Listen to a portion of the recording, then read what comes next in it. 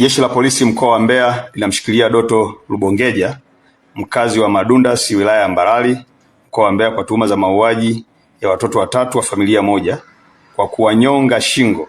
Watoto waliouawa ni Petro Amos miaka 8, Samu Amos miaka 6 na Nkamba Amos miaka 4, wote wakazi wa kijiji cha Madundasi.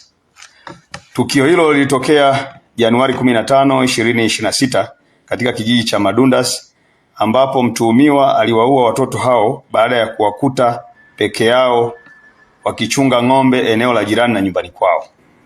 Baada ya kutekeleza mauaji hayo, aliiba ng'ombe 15 walizokuwa wakichunga watoto hao, kisha kuziswaga na kwenda kuzificha nyumbani kwa mjomba wake aitwaye Masoda Kurwa anayeishi kijiji cha Madundasi B, na kuanza kutafuta mteja, ambapo alifanikiwa kuwauza ng'ombe hao na kupata fedha taslim shilingi milioni 5.1 laki.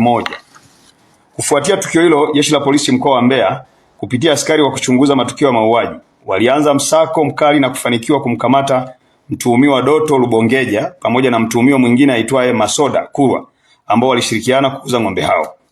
Kupitia msako huo, askari hao walifanikiwa kuwapata ng'ombe wote 15 waliokuwa wameibiwa pamoja na fedha taslim kiasi cha shilingi milioni 5.1 laki zilizopatikana baada ya kuuzwa kwa ng'ombe hao. Uchunguzi wa awali umebaini kuwa chanzo cha tukio hilo ni tamaa ya kujipatia mali kwa njia isiyo halali.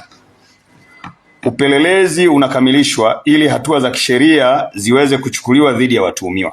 Jeshi la Polisi mkoa wa Mbeya linatoa wito kwa baadhi ya wanajamii kujiepusha na tamaa za kujipatia mali kwa njia isiyo halali na badala yake kutafuta shughuli halali kwa ajili ya kujipatia kipato halali na sio kufanya uhalifu na ukatili kwa watoto kama ilivyofanyika katika tukio hili.